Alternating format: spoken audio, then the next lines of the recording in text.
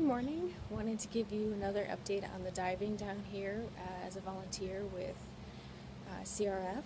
Things are going well. I'm working on the third phase now of the diving activities that we do. The first phase is the nursery where the coral's grown, and you saw, I think, a previous week going through that. And then second phase is when the marine biologists say they're ready, the coral's harvested. And third phase is moving out to the reefs and actually able to plant some of the coral that we've now harvested out on the reefs. And so this is the video kind of introducing that segment that we're going to show you today and talk a little bit about what that entails. So when we go out to do the outplanting, the most critical thing, the big picture on it, is that all the coral has to be outplanted before we come in for the day. There's no way to kind of sustain the coral long term. It's very sensitive, and so we want to make sure we get every single piece outplanted by the end of that day, which means everybody's hustling pretty much on the boat to get it all out. We usually have around 3 dives each that we're able to, somewhere between 4 to 5 people on the boat, one person always staying topside. And the dives range anywhere between 60 and 90 minutes depending on the individual and kind of the currents for the day, how things are going. I'm able to usually be in the between an 80 and 90 minute range. We're also pretty shallow there. In order for the coral to grow pretty well, we're in about 17 feet of water to about maybe 19, 20 max. And so we're pretty shallow, which is why just a regular tank of air lasts us that long. However, we're working pretty hard because in the process to prepare the coral to outplant it, we have to go ahead and clear away whatever rock we're going to adhere it to. And so that involves using kind of the chisel side or the back side of a hammer and doing kind of a long motion to really pull anything away and chip away at a little bit of that rock to get it clean so we can put down the 2-part marine epoxy, which we do mix under the water, and we have about 45 minutes that epoxy is mixed in order to plant. So we'll take a part of the epoxy, mix what we think we need, and then plant several corals, hopefully within that 45-minute time frame, and then go back and get some more after we've prepped the area for the next set of corals. So it's quite a bit of work. It's exciting though, and it's very rewarding at the end of the day. I'm really enjoying it. Because we are working with epoxy, in that particular situation, we don't use gloves. The epoxy would just stick to the gloves, so we are using our bare hands, and I've had to do a lot of care and caution, had a few scrapes from just not being as cautious as I should be working there.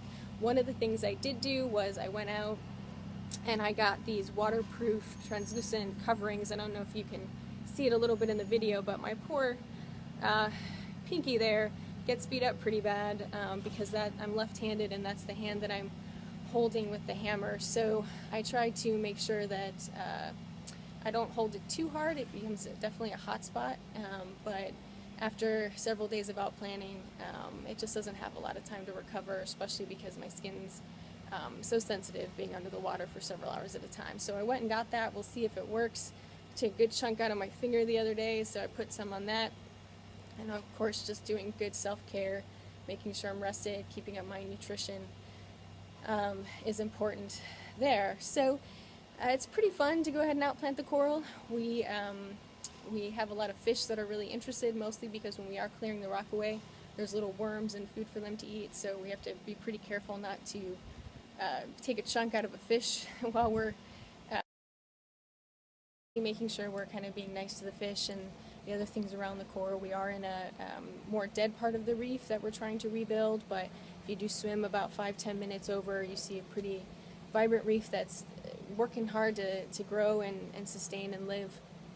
And so it's nice to be reminded of what we're doing and what we're trying to kind of enhance. So the last thing I wanted to mention is that there's definitely physics involved here, and with any kind of force that we're putting in, whether it's pushing the coral down into the epoxy or chiseling away at the rock, you definitely have to be aware of the reaction forces And so sometimes on an outplanting dive we tend to be a little bit heavier, but we're also working inverted, which is interesting. So the best way to work is kind of have your fins up in the air and your face down as you're holding the rock with one hand, and then really kind of hammering or chiseling away or pushing that coral in. And so being ambidextrous, it's been a little bit easier for me. I've been able to switch hands as my hands get tired, although I do hammer and chisel a lot better with my left hand. But definitely being aware of those forces, and reminds me a little bit of watching the astronauts do the spacewalks on orbit. We always have to be conscious of that. Of course, we don't need to be tethered, so or my tools or anything else. So if I do drop something, it's usually just kind of right next to me. But we have lots of sand and fish and currents that are coming into play, so those are fun things to work with as we move forward. And I wanted to add one note that I didn't mention on the nursery segment. Because we are working with such young and sensitive corals, we don't wear anything, best to not wear anything when we go out on the boat. So we don't wear any suntan lotion, no lotions, nothing in our hair, deodorant, anything like that, to try to give these corals the best chance to live. And so you'll see here a lot of us are wearing long sleeve skin cover. We'll wear hats, sunglasses. Some people even wear kind of things along their face and their neck, just to try to stay out of the sun for those few moments. And then once we're diving, of course, we're under the water. So it's really important for us to protect the coral and do everything we can. So I do ask you that if you have a chance and you can, go out and find coral safe, biodegradable suntan lotion. That's just going to help anytime you snorkel anywhere in the ocean, but especially around a reef. I hope you enjoyed this segment, and I'll talk to you again soon.